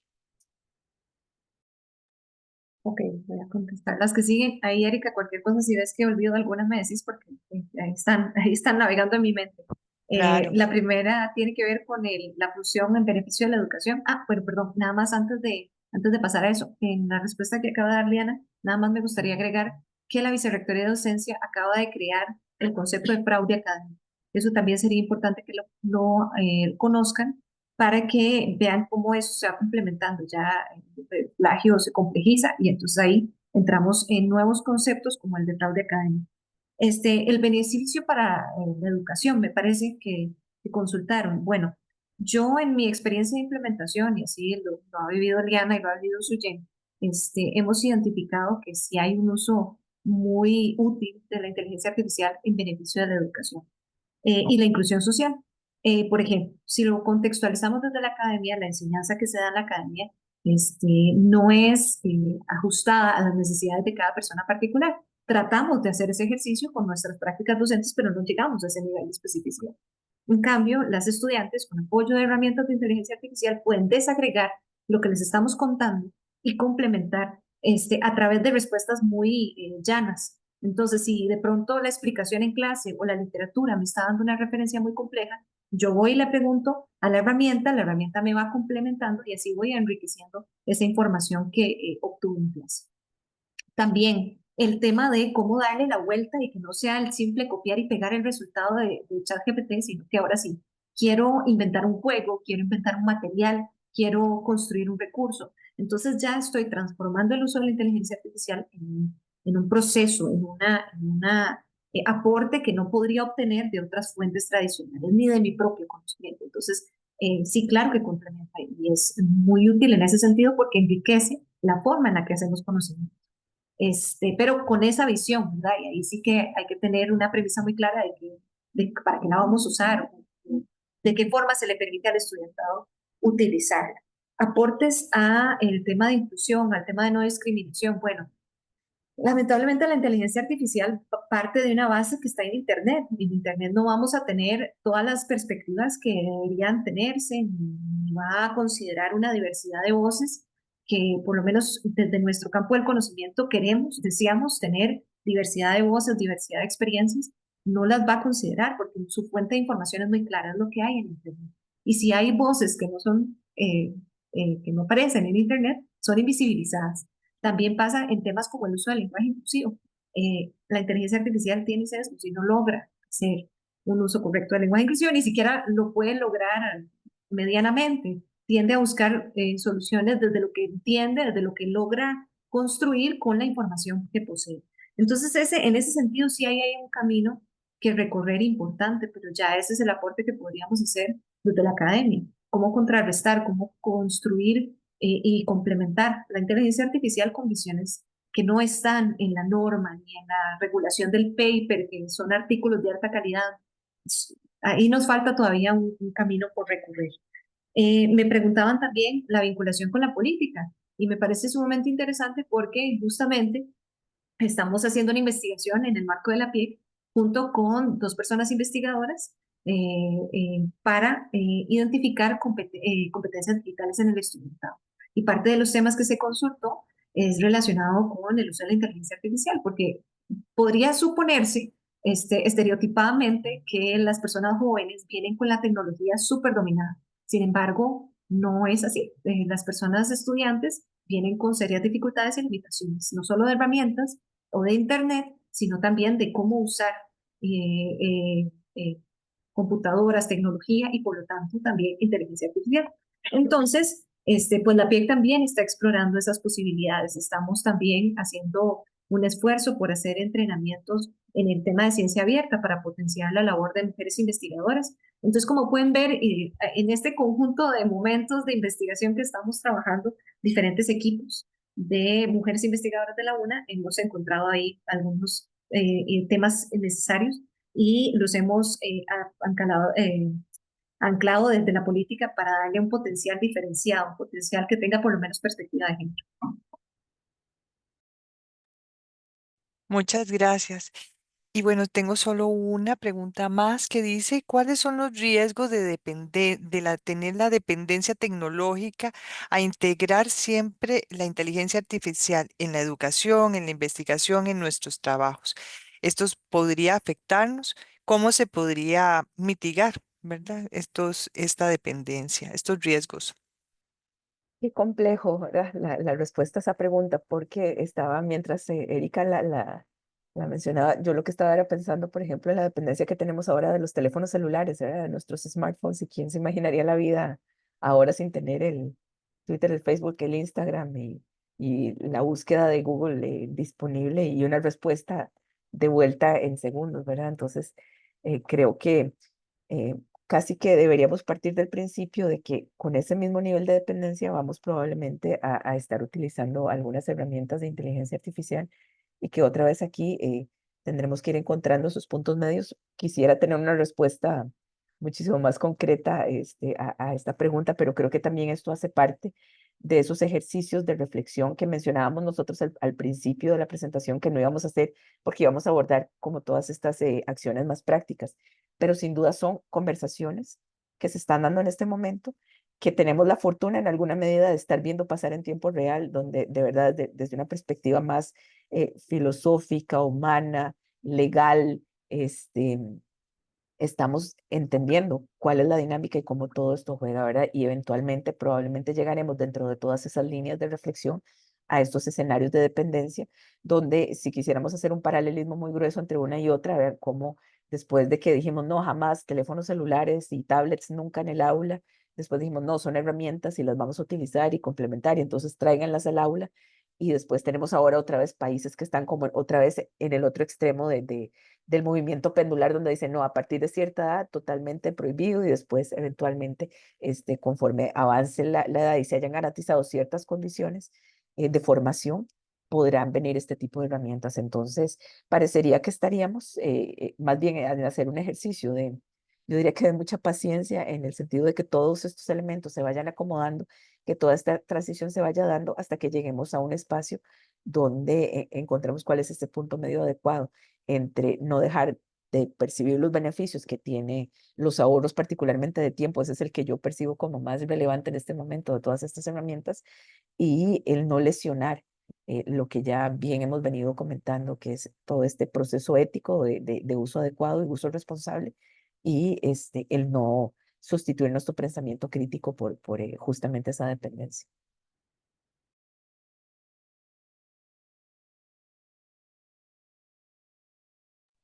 Muy bien. Bueno, yo creo que ha sido una noche muy enriquecedora, ¿verdad? Por todo lo que se ha expuesto en esta conferencia, que también ha sido abierta a las preguntas que creo que han sido interesantes. eh, Desde el Instituto de Estudios de la Mujer y desde la Maestría Perspectiva de Género en los Derechos Humanos, agradecemos sinceramente a todas las personas que nos han acompañado en esta conferencia sobre la inteligencia artificial e investigación, potenciales usos y buenas prácticas éticas. Queremos también expresar nuestro reconocimiento y agradecimiento profundo a nuestras dos compañeras de la Universidad Nacional, la máster Liana Penabat Camacho y la máster María Amalia Penabat Camacho, por compartirnos sus conocimientos, por guiarnos en esta reflexión profunda sobre los beneficios, desafíos y responsabilidades que están asociados al uso de la inteligencia artificial, tanto en la investigación como en la educación. Sus enfoques nos han proporcionado una comprensión sólida de cómo la integración de estas tecnologías pueden y deben orientarse hacia un compromiso ético, tanto con la responsabilidad y el uso de estas tecnologías, como también con la igualdad. Este encuentro ha permitido consolidar la idea de que el desarrollo y aplicación de la inteligencia artificial no pueden desentenderse de las implicaciones éticas, sociales, también humanas que nos acompañan. Nos llevamos valiosas reflexiones y orientaciones que sin duda fortalecerán nuestro compromiso en un uso responsable de estas tecnologías para realizar nuestros trabajos y también en el campo del estudio. Agradecemos nuevamente su participación y bueno, desde el instituto y desde este programa de posgrado les instamos siempre a continuar explorando e investigando sobre estos temas relacionados como es el de hoy, la inteligencia artificial, y cómo hacer que ésta contribuya positivamente siempre al desarrollo de una sociedad que sea más justa, inclusiva e igualitaria.